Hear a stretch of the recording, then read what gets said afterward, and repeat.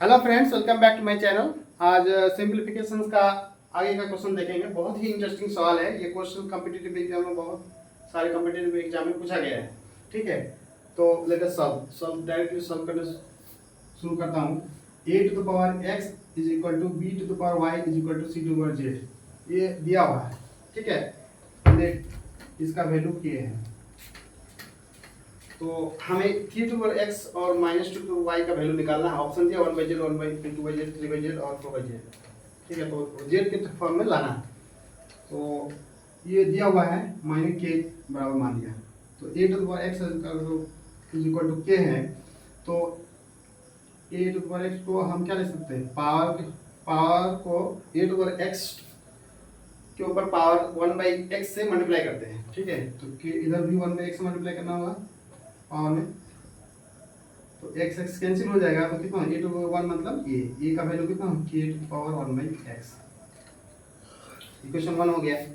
और b to y भी k के बराबर है, तो हम b बराबर इसीलिए सिमिलरली क्या लिख सकते हैं, सिमिलरली a और b दोनों सेम है, तो सिमिलरली b बराबर क्या हो जाएगा, k टू पावर 1/y होगा कि नहीं, और एंड c बराबर k टू पावर 1/z। तीनों इक्वेशन आ गया। अब जो है दूसरा जो इक्वेशन दिया हुआ उसमें हम ए बी सी का वैल्यू पुट कर देना है। ठीक है, तो ए बी सी का वैल्यू अगर पुट करता हूँ, ए बी सी का वैल्यू अगर पुट कर देता हूँ,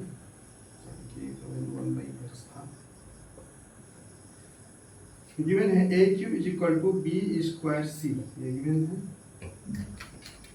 ए का वैल्यू कितना है, के टू पावर 1/x का, और ये क्यू है तो क्यू पे दिया। b का वैल्यू कितना 1k into 1 to the power 1/y, इसका स्क्वायर है, और c का वैल्यू में k to the power 1/z। आप देखिए ये इसको मल्टीप्लिकेशन में हो जाता है 3/x k to the power 2/y into k to the power 1/z। k to the power 3/x is equal to k to the power 2/y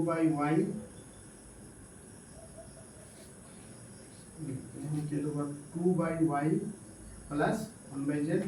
क्योंकि base same है तो हम 1 बेस पे दोनों का सम कर सकते हैं। अब देखिए k के दोनों बेस सेम है, इसी तरह हमारा पावर भी सेम हो जाएगा, सेम होगा पावर। ऐसे कंडीशन में क्या करते हैं, 3/x इज इक्वल टू कितना है 2/y प्लस 1/z। हो गया कि नहीं, तो हमारा वैल्यू क्या निकालना था 3/x/2/y। देखिए आ रहा है, इसको इधर लेके आ जाइए, तो 3/x minus 2/y is equal to कितना है 1/z। यही तो निकालना था, आराम से निकाल गया 1/z। ऑप्शन इसका आंसर क्या होगा, A is the correct answer 1/z। ठीक है, अभी मैं देख रहा हूँ दूसरा क्वेश्चन। ये सिंप्लीफिकेशन का ही बहुत ही बेसिक क्वेश्चन है, और जल्दीबाजी में लोग गलत कर देते हैं। मैं इन्हें आराम से धीरे धीरे स्टेप बाय स्टेप में इसे सॉल्व करता हूँ। ठीक है, जब आप सॉल्व कर देंगे एक बार, उसके बाद आपको 5 सेकंड लगेगा। मैं अभी धीरे से आराम से मतलब स्टेप बाय स्टेप सॉल्व कर रहा हूँ ताकि गलत ना हो। ठीक है, तो देखते हैं मैं क्या करता हूँ। इसको 7 सॉल्व करने का तरीका देखिए। 7 डिवाइडेड बाई √7, सबसे राइट से शुरू करते हैं। ठीक है, जो रूट है 7 डिवाइडेड बाई √7, इसको क्या लिखते हैं 7 डिवाइड को क्या लिख सकते हैं √7। ऐसे किया हुआ है, इसका मतलब क्या है 7 को क्या लिख सकते हैं √7 ये कैंसिल हो जाएगा √7। इसका मतलब 7 डिवाइडेड बाई 7, इसका जो अंदर वाला पार्ट है, ये वाला पार्ट, इसका आंसर क्या है √7। ठीक है, अब यहाँ पर रूट है, जब इसका रूट है तो 7 डिवाइडेड बाई √7, रूट जब रहता है तो इसका मतलब क्या है, पावर में हाफ में मल्टीप्लाई हो जाता है। यहाँ पर √7 को क्या लिखते हैं, ऑलरेडी 1/2 है। फिर इस रूट को जब करेंगे तो फिर एक बार 1/2 से मल्टीप्लाई करना पड़ेगा। तो 7 टू द पावर 1/2 पहले से है, और एक बार 2 से मल्टीप्लाई करना पड़ेगा, 7 टू द पावर 1/4 हो गया। बस यहाँ तक मेरा आंसर कितना आया, यहाँ तक मेरा आंसर 7 टू द पावर 1/4 आया। ठीक है, आप देखिए स्पेस है। अब इस क्वेश्चन तक हम कंसीडर करेंगे 7 divided by root under 7 divided by root under 7। जब इस 7 से डिवाइड करेंगे तो कितना हो जाएगा?